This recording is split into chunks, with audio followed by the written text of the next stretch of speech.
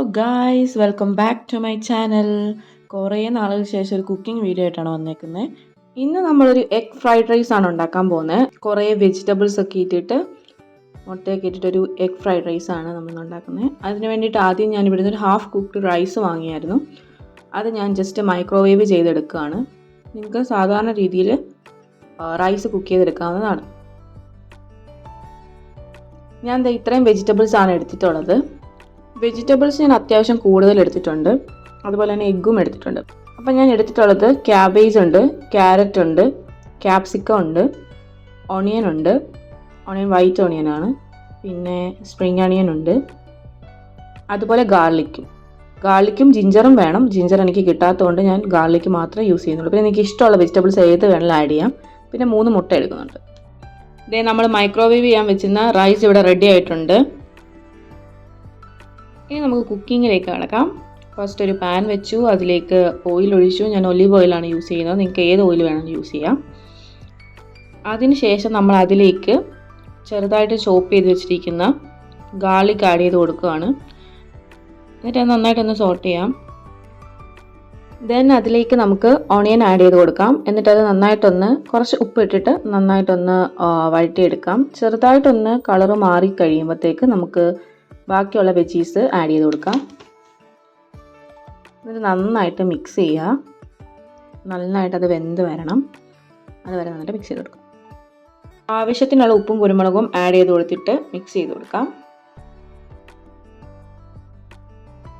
കുറച്ച് വെള്ളം ഒന്ന് ജസ്റ്റ് ഒന്ന് ആഡ് ചെയ്ത് കൊടുക്കാം, കുറച്ച് ഡ്രോപ്സ് മതി. നന്നായിട്ട് മിക്സ് ചെയ്യാം.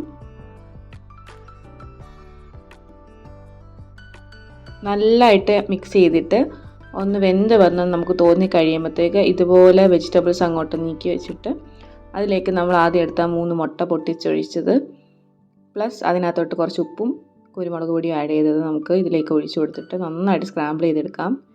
വേണമെങ്കിൽ സെപ്പറേറ്റ് സ്ക്രാമ്പിൾ ചെയ്തിട്ട് ആഡ് ചെയ്ത് കൊടുത്താലും മതി. നല്ല പോലെ അത് കുക്ക് ചെയ്തെടുക്കണം.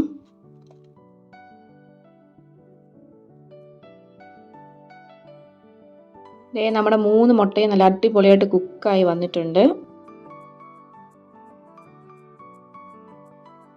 ഇനി ഇതിലേക്ക് കുറച്ച് ടൊമാറ്റോ സോസും അതുപോലെ സോയ സോസും ആഡ് ചെയ്ത് കൊടുക്കാം.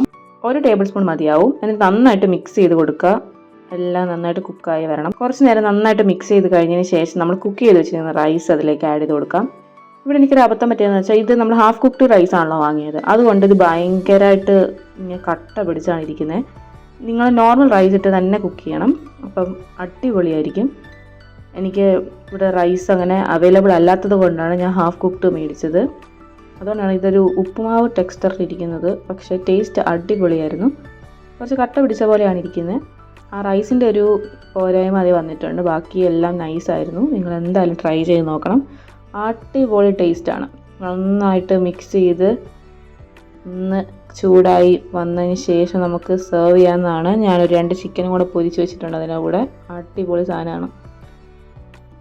അപ്പോൾ ഇന്നത്തെ വീഡിയോ എല്ലാവർക്കും ഇഷ്ടമായെന്ന് വിചാരിക്കുന്നു. ഇഷ്ടപ്പെട്ടാൽ ലൈക്ക്, ഷെയർ ആൻഡ് സബ്സ്ക്രൈബ്.